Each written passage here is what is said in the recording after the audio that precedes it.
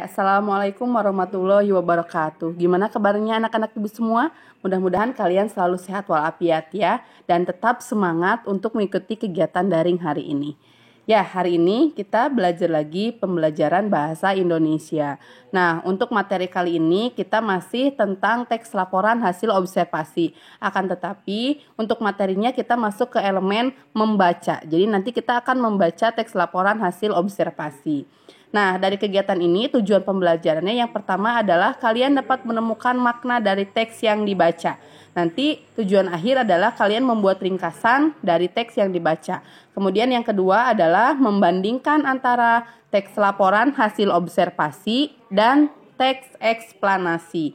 Kemudian yang ketiga adalah mencari kata atau makna istilah dari teks laporan hasil observasi yang dibaca. Jadi itu ya 3 kegiatan yang akan kita pelajari hari ini. Ya, nah sekarang kita masuk ke materi yang pertama, yaitu membuat ringkasan. Dalam membuat ringkasan, hal yang pertama kita lakukan adalah membaca teks. Jadi nanti tugas kalian adalah membaca teks laporan hasil observasi. Kemudian yang kedua, setelah membaca teks, kalian akan menjawab pertanyaan yang berkaitan dengan adiksi Mbak. Masih ingat adiksi Mbak? Ya, yang pertama itu apa? Yang kedua, di mana? Yang ketiga, kapan? Yang keempat, siapa? Yang kelima, mengapa? Dan yang keenam, bagaimana? Jadi nanti ada pertanyaan yang berkaitan dengan adiksi Mbak yang harus kalian jawab berkaitan dengan teks yang sudah dibaca. Kemudian yang ketiga adalah membuat ringkasan berdasarkan jawaban adiksi Mbak. Itu ya materi tentang membuat ringkasan. Nah, materi yang kedua adalah membandingkan teks laporan hasil observasi dan teks eksplanasi. Nanti akan disajikan contoh teks laporan hasil observasi dan teks eksplanasi. Nah, di sini akan Ibu jelaskan ya. Teks laporan hasil observasi adalah teks yang menjelaskan atau menggambarkan objek secara detail berdasarkan hasil penelitian. Dan dalam teks laporan hasil observasi tentunya ada strukturnya ya. Strukturnya itu ada 3. Yang pertama ada pernyataan umum. Yang kedua ada deskripsi bagian. Yang ketiga ada deskripsi manfaat. Itu sudah Ibu jelaskan di pertemuan sebelumnya ya. Itu dari struktur teks LHO.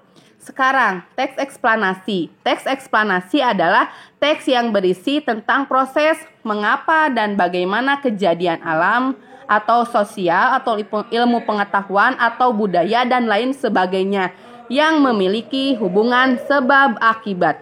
Jadi dari teks eksplanasi ini teksnya ada hubungan sebab akibat ya. Nah, itu pengertian dari teks eksplanasi. Kemudian strukturnya. Nah, strukturnya teks eksplanasi itu yang pertama ada pernyataan umum. Yang kedua ada urutan sebab akibat. Kemudian yang ketiga ada interpretasi. Urutan sebab akibat itu adalah kejadian. Yang kenapa ada sebab pasti ada akibatnya ya. Nah, itu kalian bisa nanti cari di Google untuk informasi lebih lanjutnya tentang struktur teks eksplanasi.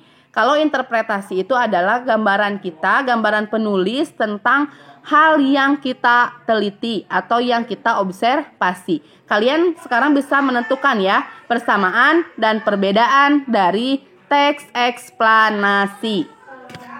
Materi yang ketiga adalah mencari makna atau arti kata istilah yang terdapat dalam teks laporan hasil observasi.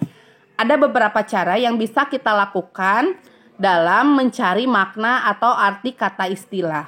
Yang pertama adalah makna atau arti kata sering dijelaskan secara langsung atau tersurat dalam teks. Nah, contohnya nanti ini ya, bisa kalian baca contoh dari arti kata yang sering yang dijelaskan secara langsung ya. Ini contohnya di sini. Nah, yang kedua, makna atau arti kata yang kita dapatkan dari teks biasanya penjelasannya secara tidak langsung ya dari teks yang kita baca. Nah, kalian juga bisa membaca ini contohnya dari teks makna yang dijelaskan secara tidak langsung. Bisa kalian baca ya, ini contohnya. Nah, yang ketiga, makna atau arti kata dapat kita dapatkan menggunakan petunjuk visual yang terdapat dalam teks. Jadi di dalam teks biasanya ada petunjuk visualnya. Nah, nanti di sana diinformasikan dari pengertian makna kata atau istilah. Ini contohnya ya, nanti bisa kalian baca. Ya, nah yang terakhir, kalian bisa menggunakan kamus. Kamusnya bisa kamus besar bahasa Indonesia, bisa ensiklopedia, bisa thesaurus. Nah, ini gambar KBBI, ini gambar ensiklopedi, dan ini gambar thesaurus. Jadi ketika nanti kalian menemukan kata-kata yang sulit, kamu bisa membuka kamus KBBI, bisa membuka kamus ensiklopedi, atau membuka kamus thesaurus.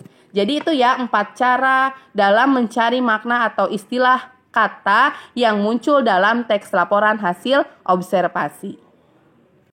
Ya, itu ya materi pembelajaran hari ini. Nah, untuk tugasnya nanti Ibu akan share ke kalian dalam bentuk lembar kerja peserta didik. Selamat belajar dan tetap semangat ya. Assalamualaikum warahmatullahi wabarakatuh.